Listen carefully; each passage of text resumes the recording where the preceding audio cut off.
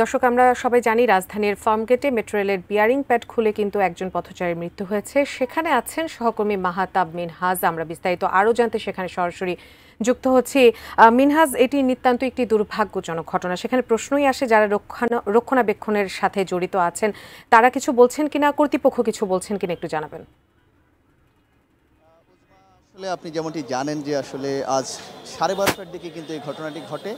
এই ঘটনাটি ঘটার পরে এখানে ঢাকা মেট্রো রেলের যিনি এমডি রয়েছেন ফারুক আহমেদ, তিনি এসেছেন ঘটনাটি দেখতে, এবং যিনি রেল উপদেষ্টা রয়েছেন জনাব ফাউজুল কবির খান, তিনিও কিন্তু এসেছেন। এবং কিছুক্ষণ আগে ফাউজুল করিম খান সাংবাদিকদের সঙ্গে কথা বলেছেন। তিনি যেমনটি জানিয়েছেন, যিনি নিহত হয়েছেন তার সমস্ত দায়িত্ব নেবে মেট্রো রেল কর্তৃপক্ষ এবং তার পরিবারকে 5 লাখ টাকা সহায়তা করা হবে, এবং সেই পরিবারের কেউ যদি চাকরি উপযুক্ত হয় তাকে মেট্রো রেলে চাকরির ব্যবস্থা করা হবে। এবং আমরা সবশেষ যেটি জানতে পেরেছি, যিনি মৃত্যুবরণ করেছেন আজাদ আবুল কালাম, তিনি তার লাশটিকে সোহরাওয়ার্দী মেডিকেলের মর্গে নিয়ে যাওয়া হয়েছে। এবং একই সাথে আমরা জানতে পেরেছি তিনি মৃত্যুবরণের পাশাপাশি কিন্তু কয়েকজন আহত হয়েছেন, তাদেরকেও সোহরাওয়ার্দী মেডিকেলের তাদেরকে প্রাথমিক চিকিৎসা দেওয়া হচ্ছে। আপনি হয়তোবা আমার ক্যামেরায় দেখতে পাচ্ছেন যে এখনও কিন্তু উৎসুক জনতার ভিড় কিন্তু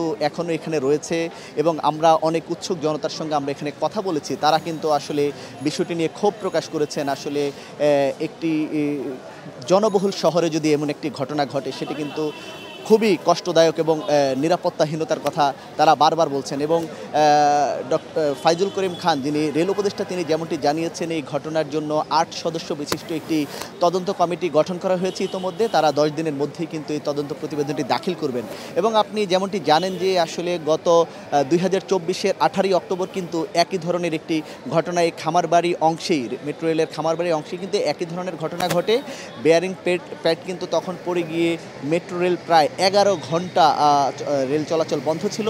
আজও কিন্তু এখন পর্যন্ত মেট্রো রেল চলাচল বন্ধ রয়েছে। তবে আমাদেরকে যিনি রেলের এমডি রয়েছেন, তিনি যেমনটি জানিয়েছেন যে আজকে আগারগাঁও থেকে দিয়াবাড়ি সেই অংশ হয়তো কিছুক্ষণের মধ্যেই রেল চলাচল স্বাভাবিক হবে, কিন্তু আগারগাঁও থেকে মতিঝিল পর্যন্ত যে অংশটি রয়েছে সেই অংশ কিন্তু আজ রেল চলাচল হবে না আজকে পুরো দিনটিতে।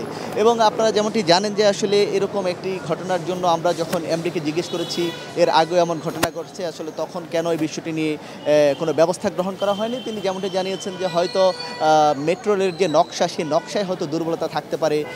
প্রত্যেকটি বিষয় বর্তমানে যে তদন্ত কমিটি গঠন করা হয়েছে, প্রত্যেকটি বিষয় কিন্তু এই তদন্ত প্রতিবেদনে উঠে আসবে বলে তিনি আমাদেরকে জানিয়েছেন। এবং আপনারা এখনও দেখতে পাচ্ছেন এখানে যারা আছেন সবাই এখনও অপেক্ষা করছেন। এবং সর্বশেষ এখানকার পরিস্থিতি হচ্ছে যে 433 নম্বর যে পিলারটি রয়েছে, সেই পিলারটির উপর থেকে বেয়ারিং প্যাডটি পড়ে গিয়েছে। এখন আমরা দেখতে পেয়েছি যে এখানে যারা টেকনিক্যাল টিম রয়েছেন মেট্রো রেলের, তারা কিন্তু এখানে এসেছেন এবং হয়তো কিছুক্ষণের মধ্যেই এখানে যে সমস্যাটা হয়েছে সেটি সমাধানে তারা কাজ শুরু করবেন।